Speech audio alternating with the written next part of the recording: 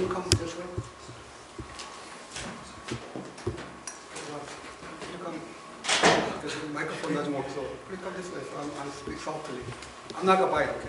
I'm a sarcastic person, but okay, let's come this side. Okay, John. All right, so happy Thanksgiving. Happy Thanksgiving. So you had a good meal, right? Okay. Are you awake now? How about hello? Can you hear me? Yes. Okay. That's good. All right. So we have a special guest. Miss Moon's brother is there. From the where are you from? Seattle. Seattle. Okay. Okay. The land of Starbucks. Okay. So did you bring some gift for us? Okay. Afterward, if you want to ask him some coffee, then please go ahead. All right. So this section, the numbers, right? Numbers.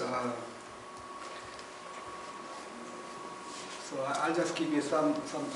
This is my talk. I'll give you some background about the text we are reading, and then I'll talk about three things: the Lord, who is the Lord, who is God, and then His blessing, and what it means to us practically, right? So numbers. So first, numbers. Okay, numbers. Okay, so we are Bible scholars, okay? So when you read numbers, what do you come to your mind? No. Right? No. Right? Numbers? No, it's not accounting, okay? So it's not accounting book, okay? Numbers. It's not the Excel spreadsheet, okay? So numbers, when you hear numbers, you have to think about wilderness. So you know the story? This is a Bible story.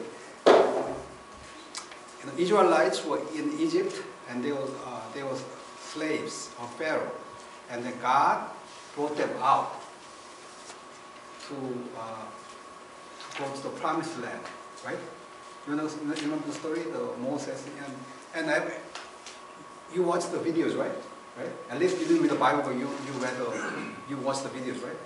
You know the story, and the way God brought the people of Israel is that when they put the blood on the doorpost, and then God protected them, and then they killed all the firstborn of Israelites, and they died. And then Pharaoh said, "Oh, you can go." So they went there, and they went into the wilderness. And the wilderness time is very difficult time for them because they're about to enter the promised land, and then they send the spies, and then they try to go in there. But spies are afraid, and they said, "We cannot go into the promised land. If you go there, we'll all die." Right? So the numbers tell God's people wandering in the land of wilderness for 40 years, and all died. So it's kind of not a good story, you know. And then, but I believe that God is God who knows everything. Right? But initially, before they wandering, He called Moses, his servant, and He told them, okay, I'm going to bless my people. So here is the blessing of God. And if you look at the verse 22, the Lord spoke to Moses saying, "Speak to Aaron his sons, saying to us, you shall bless the people of Israel, and you shall say to them." So it's a blessing. Okay, so let's talk about the Lord, okay? The Lord is God that we believe. Right? Okay, so how do you think about it? How God introduced Himself to the people of Israel as the Lord, okay? And then Moses asked, and then He spoke to Moses. And Moses is the only one who heard the voice of God. And then Moses one time asked God, "Who are you?" Who God is. Who is God? And then do you remember what God said? Who God is? How about Jerry? You know? I am who I am. Yeah, I am who I am. That's right. God said, I am who I am. You cannot compare me to anything else in this world. I am who I am. So you cannot define who God is. Because God is. God is, okay? God is. Because you think about it, okay? You think about it. Okay. Let me tell you, okay? How this everything came up to be, okay? We are scientific, right? So we are physics people, we are chemistry people, and then Evan is very high-level PhD candidate, okay? And he'll be a professor soon, by God's grace. So we ask fundamental question: why you are here? Who made you? Right? But nobody can say, I existed and I am the source of everything. Because we are the created by God. Because I believe in order to have something, right? You have to have something. Nothing exists from what? Nothing. So if you have nothing, then what do you have? What do we have? What, Eric? Nothing. Nothing, yeah. And they tell you wallet, okay? You have no money. No money means nothing, okay? Right? So if you have nothing, nothing will come nothing, okay? Right? So you have to know God is what it is. And you cannot compare to God to anything because God is bigger than this whole cosmos, okay? This whole world. And God sits and God made heavens and earth, and God started everything. Because without God, nothing makes nothing. Because we are all scientists, right? Because we believe fundamentally that we have a trace of God in this world. Without that, we cannot do any scientific studies. Suppose there's nothing there, nothing, no laws of physics, then there should be no Microsoft, no Excel spreadsheet, because you have to have something. Fundamentally, that we have the trace of God, that intelligence, and there's something to be there. So we believe that we have to have this, because I study chemistry, and fundamentally I said there should be some rules and regulations that the whole universe operates. And without that, then I cannot study it. So fundamentally, we have to have that, right? And then people say, oh, guess what? I believe in science. So I can know God, right? Then how can you find God? The Bible says, no one has ever seen God. God is bigger than the whole universe. But we have some trace of God in this world. So the Lord, who has been existing from the beginning, who is what He is, and nothing can be compared to the Lord because God is greater than everything you can compare. So you think about everything that you know. You cannot compare God because God is, He is, and He sits, and then the Lord spoke to Moses. It is not that Moses spoke to the Lord, okay? No. Flip around. Moses cannot speak to God, but God initiated the conversation, right? So we believe God who spoke to us, and then God who communicates to us through Moses. And then fundamentally, the conversation started the whole thing. If you look at Genesis, God said, let there be light, there was light. So God's word is powerful. And saying, and God spoke to Moses, that's the grace of Jesus and the grace of God. And we cannot know who God is unless God speaks to us. And then God said to Aaron, and God said to Moses, speak to Aaron, his sons. Right? Aaron and his sons were priests. And God said, okay, speak to the priests, and I have something to tell my people. Right? And you shall bless the people of Israel. You shall say to them. God's initial intent to make his people is to bless them. And as I read John's Gospel and 1 John, and before Jesus died, he spoke to God and prayed and said to God, he said, I want everyone to be with me where I am, to show my glory. And then he said, this is my glory. He said, you love me before the foundation of the world, and I loved you. And out of this great love, you create heavens and earth. And I'm going to you, and I will bring his people to you. And then they can love each other, and then they can show that they are my people. And then the initial, that this is revelation, the blessed people of Israel is God wants to restore them and make them a blessing. And then we are here to say, to bless people, okay?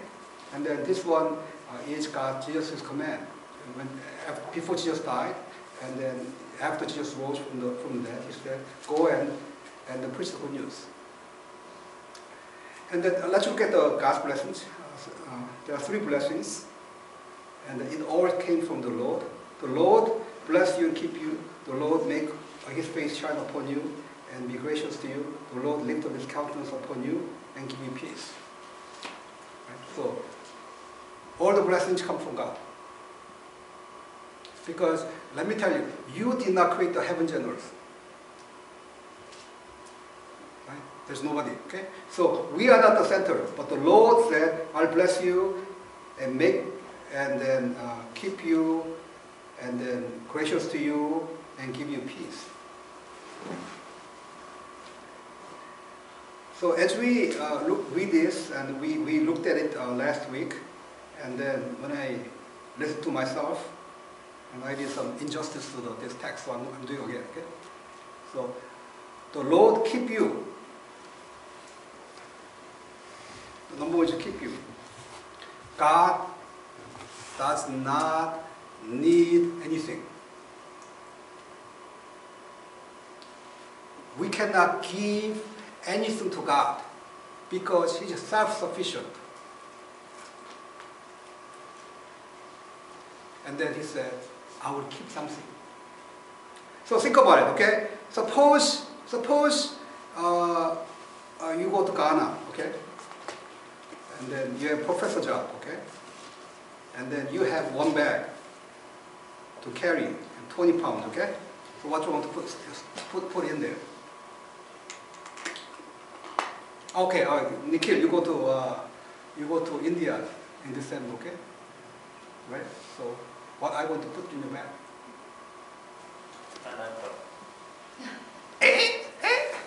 Wrong answer, Bible, okay? My laptop has a Bible. What if the battery goes out? Right? Okay. Anyway, so well, you put the Bible in your mind. Okay. So we have something that we want to keep. That means that we love something. Okay. We love something. So in order to keep something, it has to have a sentimental value and it has to dear to you. Okay. The fact that God said, "I'll keep you," means I love you very much. I'm making a commitment.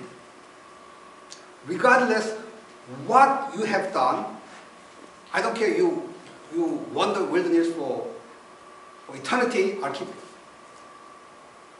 And this is God's promise to His people. suppose I think the closest thing we can come to this kind of vow is when we marry, okay, right? And then when you marry, we make a vow. Number one vow is no matter what happens to you, I'll keep you, and I will love you, and I will think that you are pretty and beautiful, and then you will be my treasured possession. Right? And then, but the people say that all the time, okay?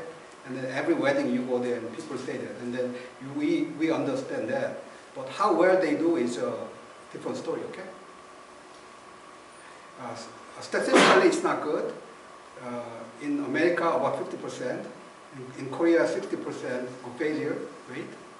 And even though they are Christian, they claim to Christians, the human will has problem. But this is God who said, I will bless you and keep you. God did not choose his people because they were smart, but they are just ordinary people. But because the whole world is mine, and you will be for me my treasured possession. This is God's promise. And and this is a blessing, okay? So basically, the Lord bless you and keep you means this expression of our Father's love for his sons, okay? And then we will keep you, okay? And then second, the Lord make his face shine upon you and be gracious to you. Okay? Suppose you have, okay, let's talk about Nikhil's laptop, okay? Laptop is getting old. Sometimes it doesn't work, and full of viruses, right? So sometimes when Nikhil look at his laptop, one day it's working fine, he's very gracious to the laptop. I love my laptop. And the other day, I should buy a new laptop. How can you be gracious to your laptop for the rest of your life? Right? How come laptop, hard drive dies and screen doesn't work? Can you be gracious? No. No. So think about from God's perspective, okay? They took the people out of the land of slavery, and then they put them in the, suddenly they hit the reality of this world, and they began to complain, and then they said all kinds of not nice things to God. But God said, I will be gracious to you. Right? The ultimate grace of God is sending his Son to us so that we can know God's grace. I'll be gracious to you. Just keeping is not important because your love can cool down, and then one guy liked the Xbox, okay, Xbox, and then Xbox 2 came. He threw away Xbox 1, okay, and they get Xbox 2, and then next one what? And then people are like that. You are not that gracious. But God said, I'll be gracious to you, and I'll keep you, right? And this is the second. So, and then gracious to you means you have to be joyful. Okay, when I say something, you have to be joyful, right?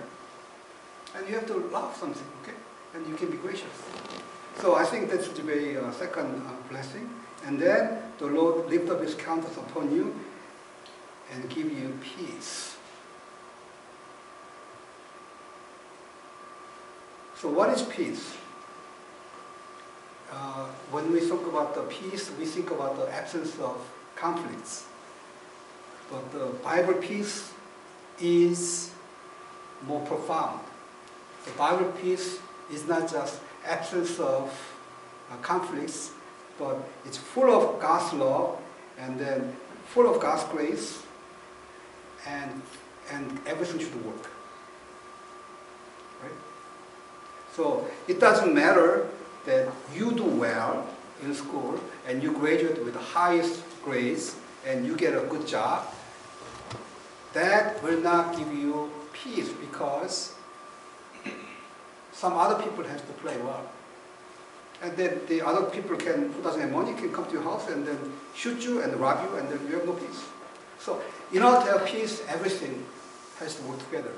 And God said, I will give you peace. Means I make commitment to restore the whole world so that you can have peace.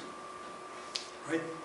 And then they put my name, and then the last one is, I put my name upon the people of Israel. Okay? Think about it, okay? When you put name upon the people of Israel, and then these people are representing God.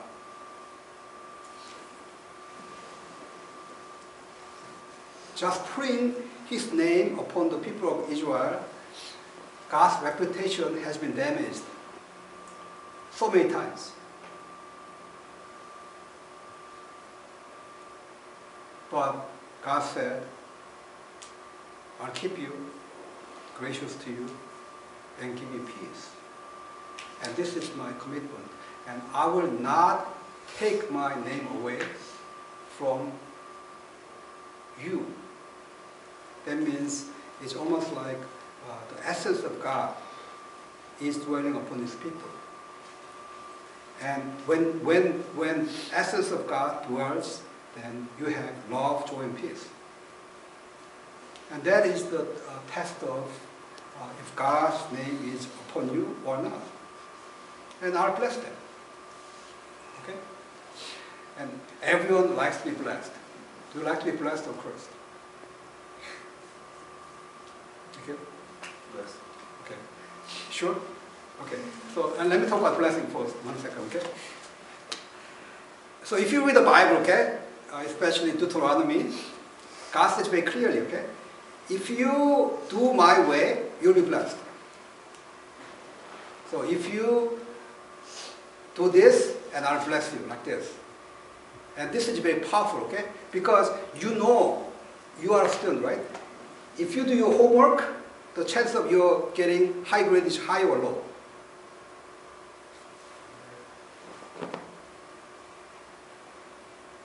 High, okay, all right. From Eric, okay, Eric did the MCAT study, and he spent so many times on there, and he did good results, okay? Right? True? Yes. Do you agree? So you don't do nothing, nothing happens, okay? So this is God's law. But we agree, you don't have to be Christian to accept that, okay? Right? Deuteronomy says, if you obey me, God will bless you and you will be prosperous like this. Right? This is, okay, is that the old way? No, but people push that this kind of prosperity gospel all the way. Says that, you pray to God and God will bless you and everything. God will protect you from all harms and your life will be okay. But Bible nuances that with other books. So if you look at Job, Job was the righteous man. He did everything that God told him to do. And then one day, his whole world crumbled. All his sons died. And then the wife, who said to him, "I'll keep you and be gracious to you and give you peace," began to be anti-blessing lady. Okay. And then she said, "Kill yourself and die and curse God." Okay. So he had so much suffering. Okay. So Bible does not tell you that if you do this and then you'll be blessed. But on the other hand, the righteous people can be suffered. And Jesus said very clearly in Matthew chapter 5, when he talked about blessings, so if you go to one of the Gospels in chapter 5, "Blessed are the poor in spirit, for there is the kingdom of heaven. Blessed are those who mourn, for they shall be comforted. Blessed are the meek, for they shall inherit the earth. Blessed are those who hunger and thirst for righteousness, they shall be satisfied." So blessing from God's perspective cannot be your prosperity. God will make you hungry, tired, depressed and go through many things because you are righteous. Right? So the blessing depends, okay? So God bless you and then make you rich, and then you begin to worry, and you begin to have no love for others, and you have no peace, and you cannot sleep. And then God gave you so much intellect, okay? You begin to worry, and then you crumble, okay? That's not a blessing. But God's blessing is more than that. So God makes you hungry so that you can depend on God more. And then when God appeared to Job, he said, have you seen when I created heavens and earth? And how much you know?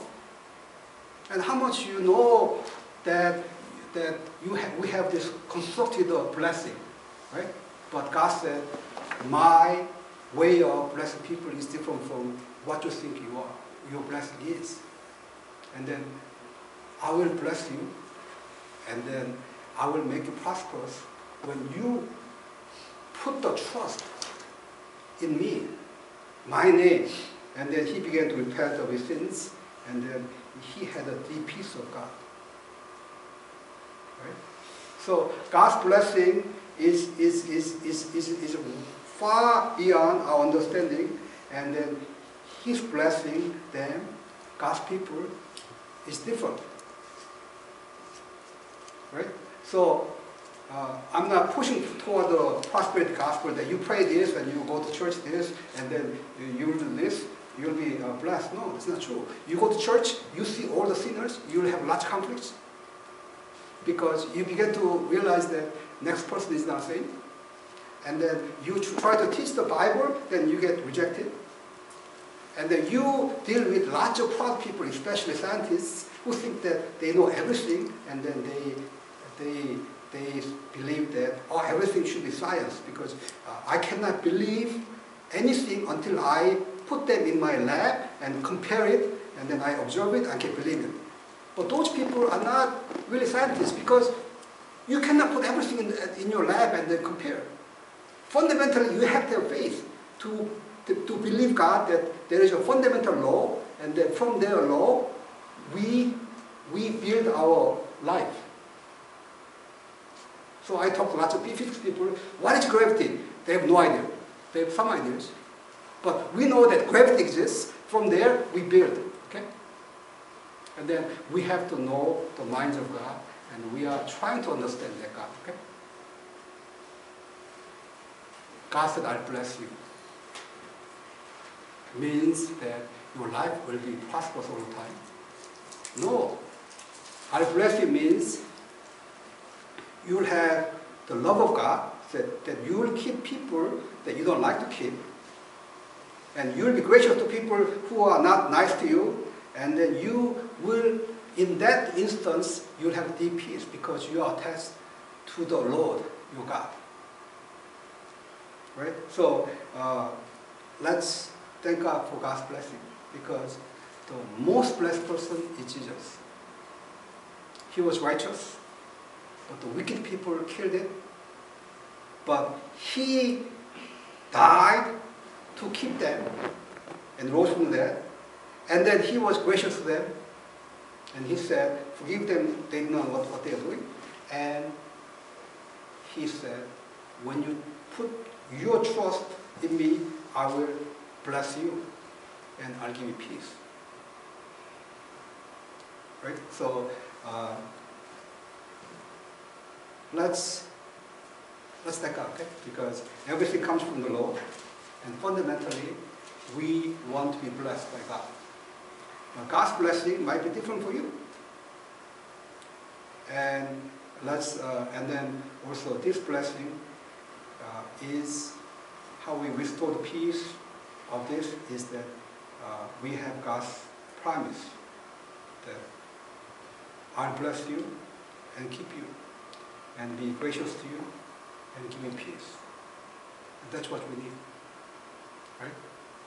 So what are some applications for this one? And how it